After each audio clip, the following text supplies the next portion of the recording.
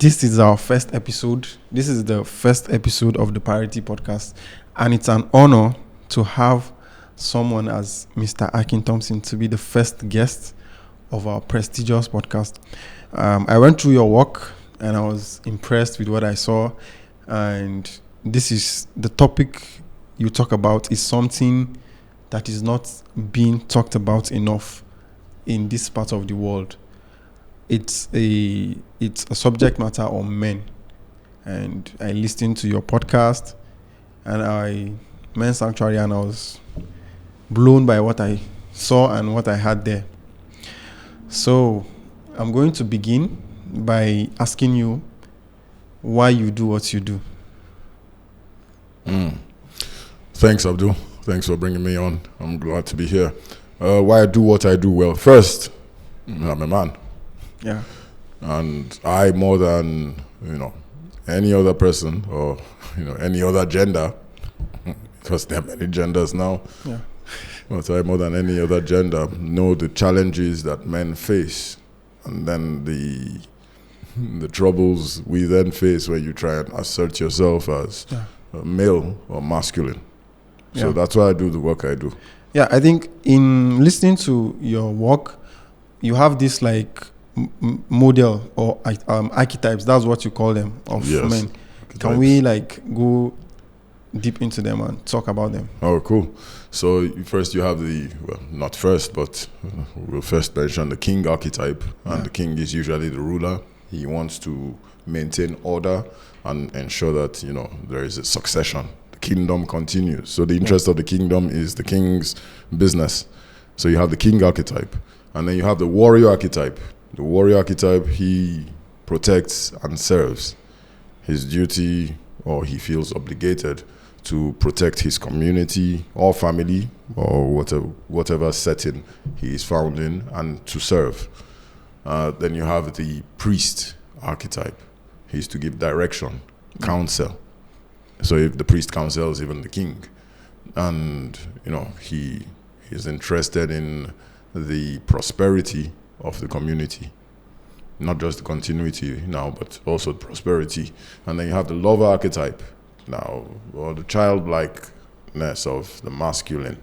The lover archetype wants to see things blossom and grow. Yeah, he loves beauty all around.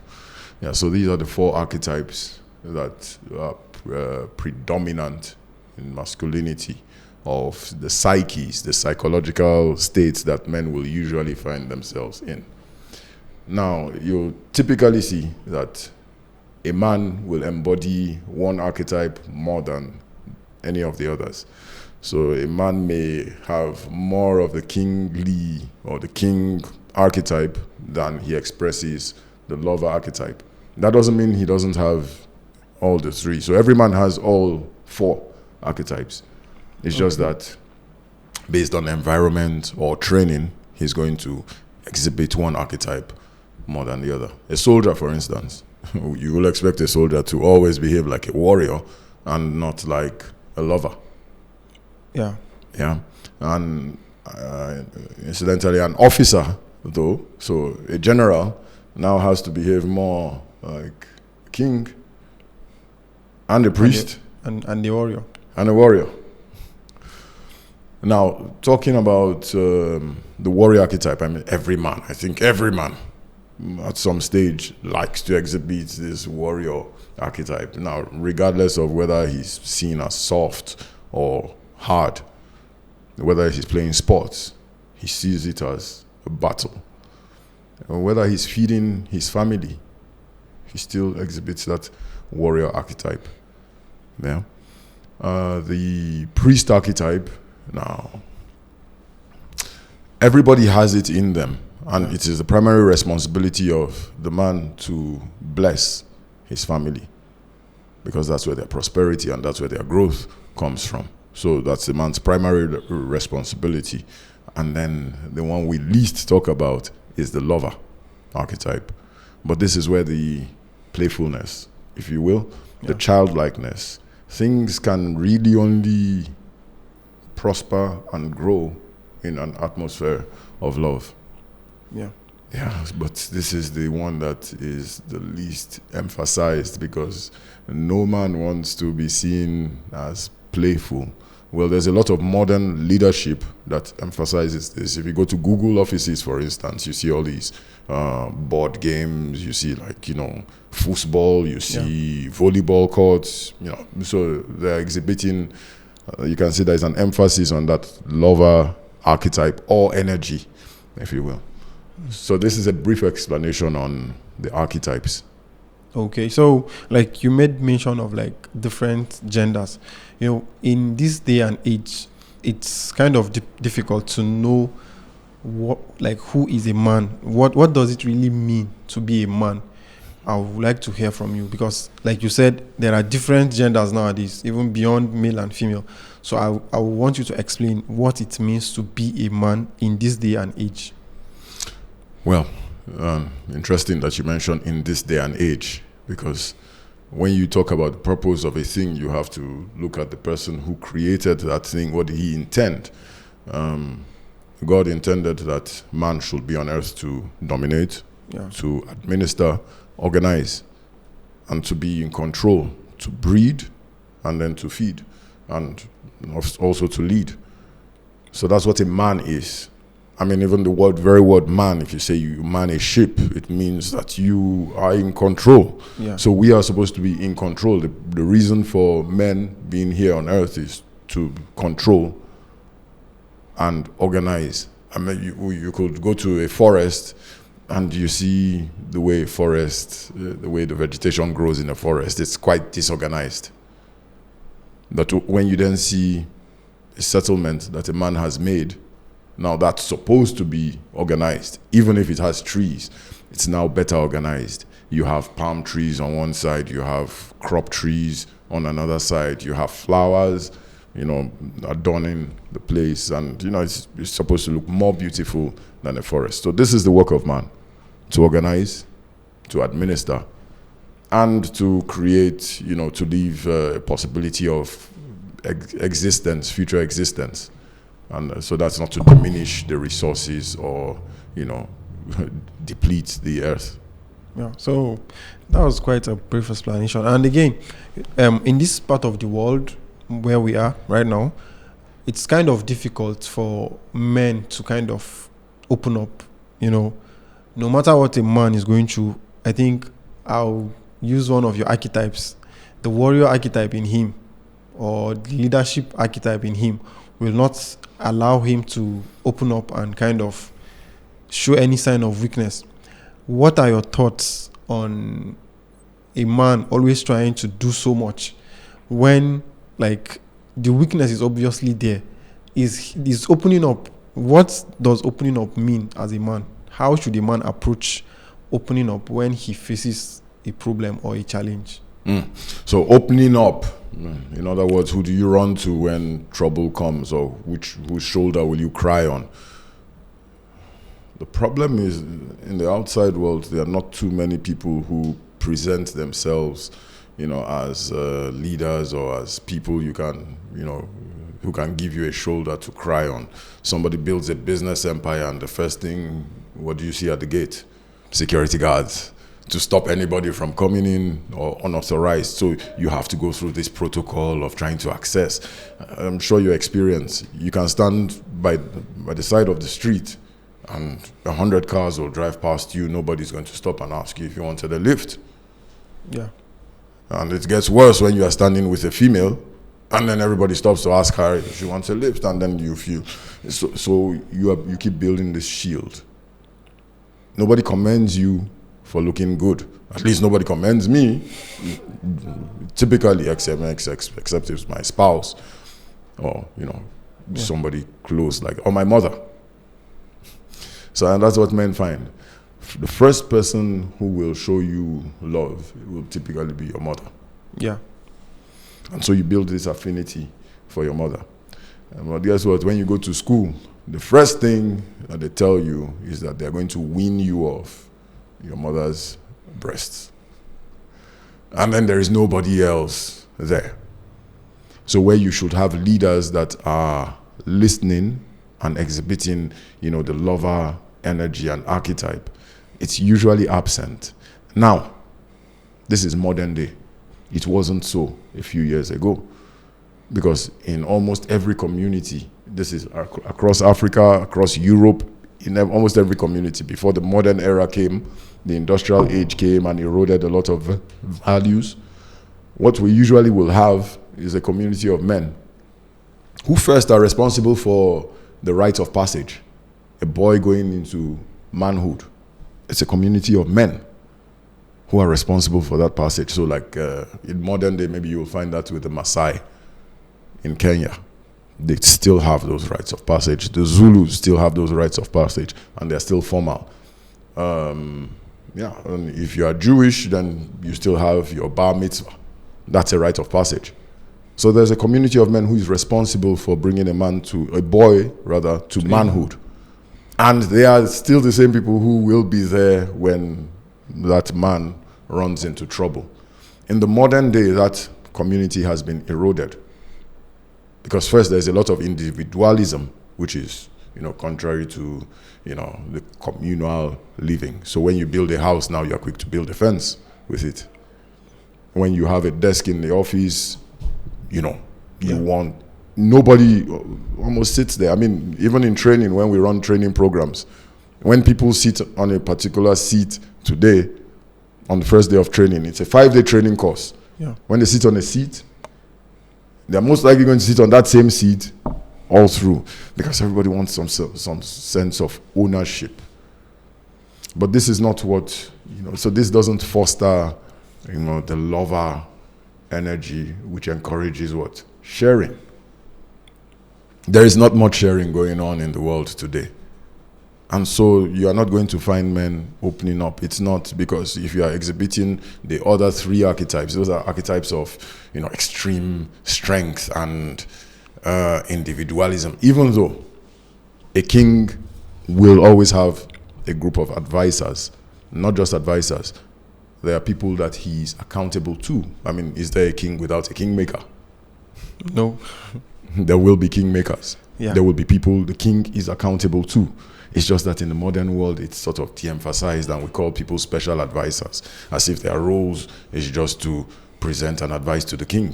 What happened to the council of elders? There's always a council of elders. The king is accountable. He can't do things without, being accountable to them. But that seems to have been eroded under the modern systems of democracy. Yeah. Warriors, there's hardly a warrior that wants to fight alone. I know we grew up watching Arnold Schwarzenegger and Sylvester Stallone, one-man army. There is no one-man army anywhere. I mean, even if you have James Bond, he has this whole support system behind him. I mean, even if you watch the movie Commando, where does he get all those weapons from? Who transported him to the scene of action? But they gave this idea that, you can do it alone. The most effective and the most elite warrior teams always work in groups. But somehow, the message is out there that a man can go to war alone. Yeah.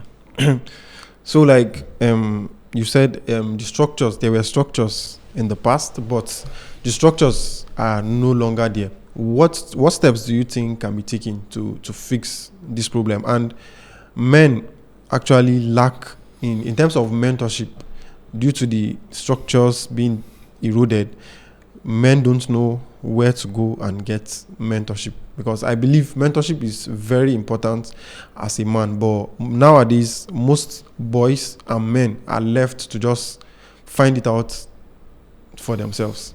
Okay, so let's backtrack a bit. There are systems. Nature abhors a vacuum. So there are actually systems, there are actually organizations that a man can join, to receive mentorship. And then immediately you think of gangs. The problem with gangs is that even the process of initiation or the rites of passage are usually brutal and shaming.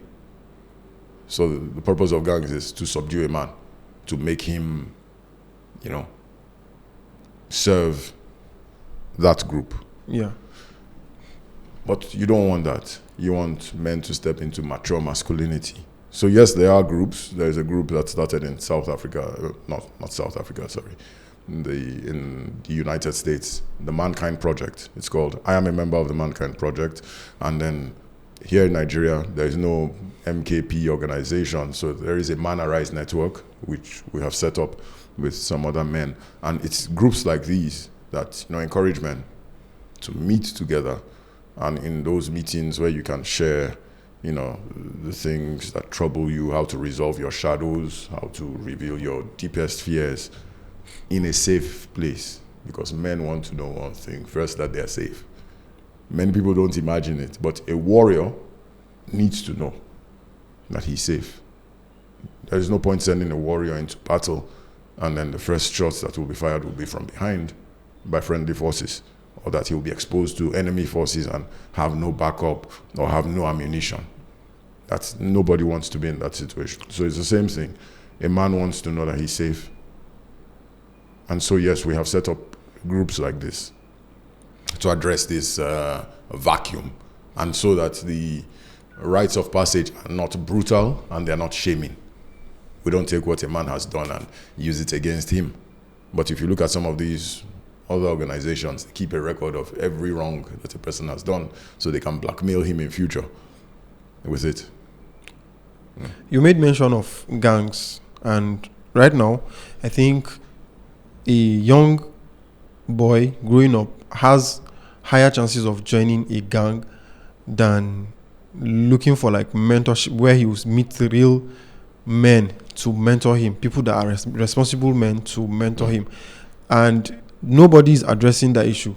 I want to just bring something and relate it close. Like, if a woman is coming up and she's interested in like mentorship or something, she can easily have access to those programs. Like you said, there are some of those programs, but I feel they are not being communicated enough for men and boys to kind of find ways to join those things. So I want you to kind of break down the process of having access to this type of programs where you can get mentorships, because we are definitely going to provide all the information. Maybe if you have links or websites or maybe social media pages, we'll put them in the description of this podcast so that anyone listening can just have access to it. Oh, excellent. So there is the Man Arise network, and through the Man Arise network you can access people and resources, and then of course receive the training, because you need to be trained. A person who will be a guide needs to be trained. So the first thing, we have trained several men already. We're present in Abuja and then Mina, and then growing. So of course we want to be in the big cities like Lagos. We know it's going to have a big impact. So yes, Man Arise network on Twitter, on Facebook, we are there. Access, social media makes things accessible. Oh, there are phone numbers that men can call into, and then, thank you for this podcast that's publicizing this, so that people can call in. And then we do have a center here in Abuja, here in Mina, and then also in Abuja, where men can come in, and we do have several men coming in, and we have sessions with them also. Okay, so I want to ask this question. Do you think the society has failed men? No, society has not failed. Society has changed. Okay. You had the Industrial Revolution, which changed the nature of work and the nature of living. So where a man will stay with his family and, maybe go to the farm, or even if he was enslaved, go to fields to work, he will still return home. But then you had the Industrial Revolution, where you had factories built in a certain part of town. And even just by virtue of the work that was being done there, the chemicals that are spewed out into the environment, it wasn't conducive for families to live next to factories. So men will travel far to work in factories. And then again, remember the Adam Smith's economics theory. Yeah. You have to place a factory near a source of raw materials or source of market. And so the men will go to those places to work. Or you want to earn more, so you go there to work and then leave a family. And just by that happening, you've left a vacuum, because now there is nobody to bring up the boy. Yeah. So things just changed. And then unfortunately, we got into the information age, which does everything but share information. It just encourages everybody to acquire as much as they can. And even when you share, well, I'm careful to say that because there's a lot of sharing that goes on. But there's a lot of individualism, which is strange because that's exactly what the information age is supposed to guard against, individualism. But then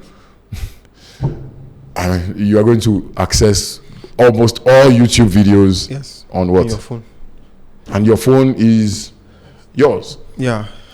So you don't share that with I think anybody. this your analogy. I like it, where the problem started from and the gaps that it left. Yeah. And I think during the Industrial Revolution, due to fathers going to like factories to work and leaving the boys at home, they grew up and they are what transcended down to us, I think, presently, right now, where like you were not really trained on how to be a man because your dad was, maybe your father was not present in your life due to the nature of his work or something.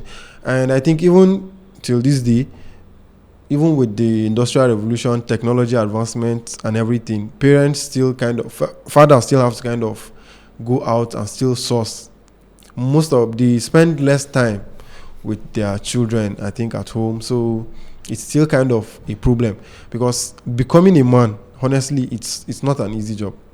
Like, it's not easy. I mean, you're not meant to figure it out for yourself. You couldn't have read the alphabet on your, well, maybe you could have and be like Abraham Lincoln, who somehow, I don't know if he had a tutor, if he read it on his own, but I think somebody has to at least guide you through the basics. Yeah. And then what do you expect a man to give his son if he did not get it? Yeah. So that's the other thing. If a man wasn't brought up by a father or didn't enjoy community of men and council of elders, then he's most likely not going to give it. I mean, it's interesting that many men are not members of any associations. I mean, there's the Rotary Club, which was, you were either, not that you had to, but somehow a man was always part of a Rotary Club or the Lions Club or an association in church or the mosque. Boy Scouts. There used to be Boy Scouts. But you see, the problem with setting up organizations and outsourcing, the training of the boys, or not outsourcing, but abdicating. So there are supposed to be some sort of intervention, like Boy Scouts, but the father still has to be involved because the boy always has a yearning for his father. I mean, it's just a psychological thing. If a boy's father only came back at night from work, the boy would think his father to be a thief. Mentally, psychologically, he would think, wow, this man goes out early in the morning, comes back late at night, and then he just comes with all this money. I don't know what he does. And if you go to many schools, you could ask the children there, what does daddy do? Many people haven't been to daddy's office. But many people know what mommy does, because mommy always shares what she does. Remember, mommy will have parties at home with her colleagues. Men tend to be individual and tend to run away. It's because now there has been trauma from seeing things that are not normal, and a man knows in his psyche that this is not normal. So home is not a place that a man wants to be, and then he keeps running away. Like there was something I saw on Twitter like a while ago.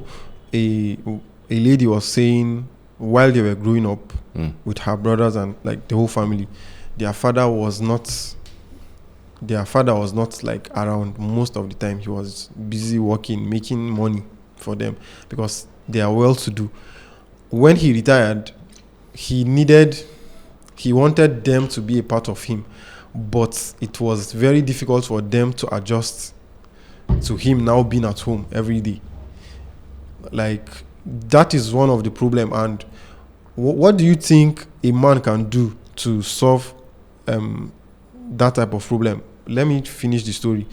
Whenever he sits, maybe when they like sit with the mom and they are maybe watching a movie or something, the moment he steps in, everybody is just going to go. Disperse, yeah. Or when he see them doing some fun activity with the mom, he will now come and want to be part of it. Then it won't happen. All of them are going to go. And to the extent, she said it got to the extent where he was thinking the mom was the one setting him up against the children. So how do you think a man should kind of solve that problem from the very beginning? Because as men, that warrior archetype that we have in us will kind of make us go all out to make sure everybody in the family is okay, work hard to take them to school and make all the money.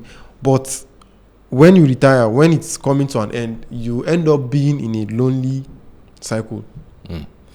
Okay, so, well, a man cannot solve it on his own, and that's why we say there has to be a community of elders. It's the responsibility of the community of elders to keep a check on each of the men under their charge. If a man goes out to work, say he's in the army, you can't stop him from going out to defend his country, because if there's an invasion, his family may be the first thing to go. So that is still prime responsibility to make sure they're safe. Now it's the responsibility of the council of elders to ensure that men usually will have time away from the front of the battle and come back home to provide, that fatherly, that priestly, that kingly energy that his family needs. He doesn't need to be at home all day. And you can ask men who have been at home all day anyway. It's still not pleasant. And you see, that always is the antithesis of people saying, oh, my father wasn't around. Oh, let me show you families where the father was always around. He's as detestable or even more detestable than the father who wasn't around. Because then what's he called? We know that the money is not stored in your house. So how are you providing for your family? How come you are always around? Somehow, I don't know, even in the modern day where you can work from home and do so many things at home, it's still not fulfilling for a man to always be at home. There's a certain lacking. There's a certain perception. There is a perception that society has created. How come daddy is always at home? I mean, even your 4-year-old, I remember one time I was at home for maybe over 2 months just after the lockdown. Yeah. And my son was about 3 or 4. And then he says, daddy, don't you go anywhere? You always already start to feel like, whoa, I've overstayed. So there has to be a council of elders. The man cannot sort it out on his own. If you think you are away from home too long, try staying at home too long. You prefer running and not being at home. So, and this is the thing. First, a man has to succeed for himself. If you are on a plane, they tell you this. When the oxygen masks come down in case of an emergency, if you're carrying a child, what should you do? You put on your mask first before you put the mask on the child. Now, it may seem as if you are not caring. But think about it. If you lose consciousness, that child will die also. So that's both of you dead. Put on your oxygen mask first and then put on for the child. Unfortunately, and very unfortunately, we have lost a lot of these teachings and training. Men need to really have this training. I mean, when I did my rite of passage about 6 years ago, it was in South Africa. Look, I can't describe the feeling. There were about 40 of us men there, and I was happy I did it in South Africa because then we had men from every race, every religion, every creed. It's not, there's no religious bias. It's simply a men's rite of passage. You had the council of elders that guided the process. Now, I thought it was going to be this, when I got the invitation, when I signed up for it, I thought it was going to be this extreme, training. Outdoor men's event. I mean, this is South Africa, the home of the wild man, if you want. And I got there and it was the most emotional, soul-searching event. I mean, men were crying. And this is not because they were beaten. I mean, if you thought the church or the mosque was the place where men will get to open up, you are wrong. They will not open up in a church or a mosque. But in a community of men with elders who have the knowledge and training and skill to be able to touch a man's shadows and help him address it. Yeah, I think these are the things we need, in particular about Nigeria.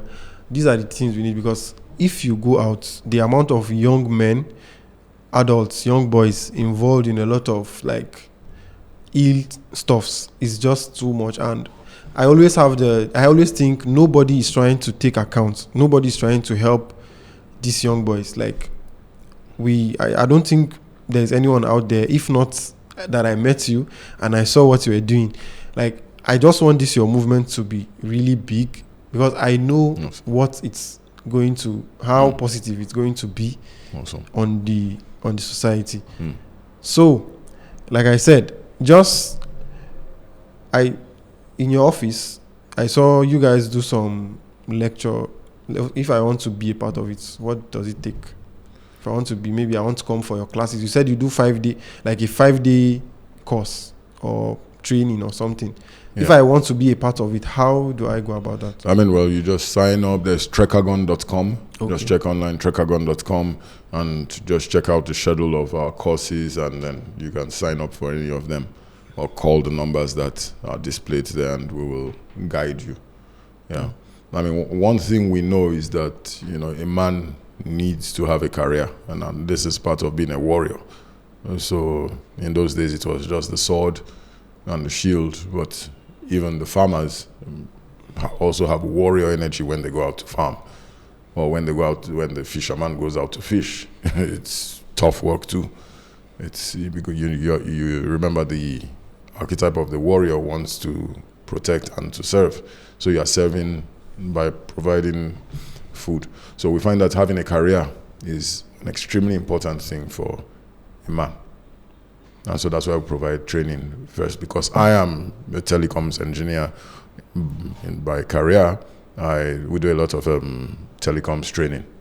And so right now, in fact, there is a training going on where they're doing fiber optics installation and design. Okay. Yeah. So that's going on. Men have to be engaged. Men always have to be engaged. We see that. But when you talk about men on the streets, look, I think there was a big gap. We had several organizations which unfortunately, very unfortunately, were secret. Now that's not what you need to. I don't think anybody imagined that the population of this country was going to grow from 60 million in the 90s to over 220 million right now. So if people thought that having secret organizations was going to help anybody, it was just going to help a small group of people. And unfortunately, you need a critical mass of men. And so it's because many people have been left out. It's not that the training doesn't exist. It's that it has become very elitist. But now, look at democracy. Think of telephones back then. I mean, we even had a minister who said telephones are not for the poor. And then when you had telephone companies come up, the initial CDMA companies, they thought having 100,000 customers was a big deal. But then that changed. You had the GSM companies coming, and you have 10 million subscribers and you are failing. So it's the same concept, it's the same thinking that's happening. Men's training cannot be for an exclusive group of elite people. It has to now become open. And that's what we're bringing. Because we realize that if you only train the elite, how many will that be? 1%. Less than 1%. You're lucky if you get 1%. And what's going to happen to the 99%? They will now prey on you. Because now you have an environment that's created by people who are untrained. So naturally, you're going to have all this chaos around. And then the same elite who have been trained will now not want to stay. They now want to run out of the country. Yeah. So, it's a vicious cycle that has been created. And I'm happy you say this. I maybe have not seen it the way you said it.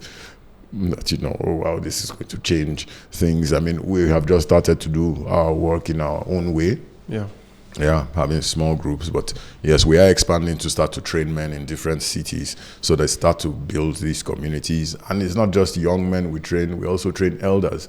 I'm always happy when I invite an elder person to the group and then show them that they have a lot to teach the younger men.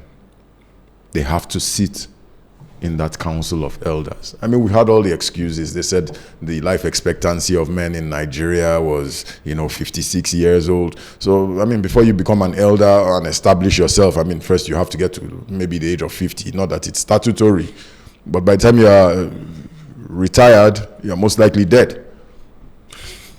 So you're even just thankful that you are still alive. Yeah. And so that hasn't done any good. And then, in fact, in spite of the information age, people are still in hiding. So thank God for your podcast that's helping bring us out. Yeah. Yeah. So I think we've discussed a lot, and I also learned one or two things from this topic. So which note would you like to end it on? Like, which message will you like to pass? And we also want to start something where, if we sit with a guest at the end, he's going to tell us who he would want us to talk to. Maybe suggest other people. So these are the two final questions that I have for you. Okay. So what should be done? Is that what you asked? How should we end our conversation? Yeah. Well, the world needs men. I mean, there was a podcast I did, and it was a lady I invited. She's a dean of School of Management at one of the universities, and it's good to hear this from a lady's standpoint. And because she works in a university campus, she sees these men, especially in their formative years, going through adolescence and becoming men. And so she has seen the problems that unguided men have. I mean, look, nobody wants. So when you think of an unguided man, think of an unguided missile. It's going to land anywhere and explode. And it's going to be a danger to anybody. Everybody. It's just waiting for where to land.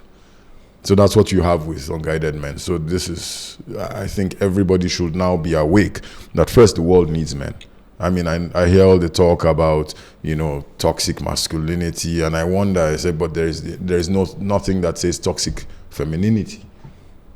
There is nothing that says that. There are badly behaved males, there are also badly behaved females, so there should be no generalization or catchphrases or cliches that now put people in a certain group because you express strength. So I think people should come to this awareness. Even the alpha male concept, look, it's not a human concept.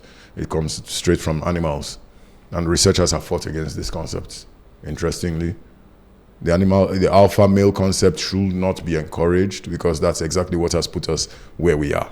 That there is a man that can do things on his own and does not need to be accountable to anybody. So we have come into trouble.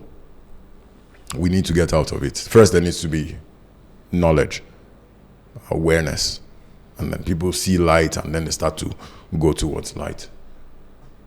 A person that you should talk to, well, I can think of several people that you should talk to, and of course I'm talking about men. There is Yemi Adeyinka, who has also gone through this men's training. There is the guy Uche can cook. Uche, he's a celebrity chef. I mean, he was a celebrity chef before it was even popular for men to cook. I think he has been doing this for over 30 years. So you can imagine, he bakes very well. That's somebody else I think you should talk to. And hopefully we'll link you and get them on. Okay. I want to appreciate you for your time and your educative inputs on this topic.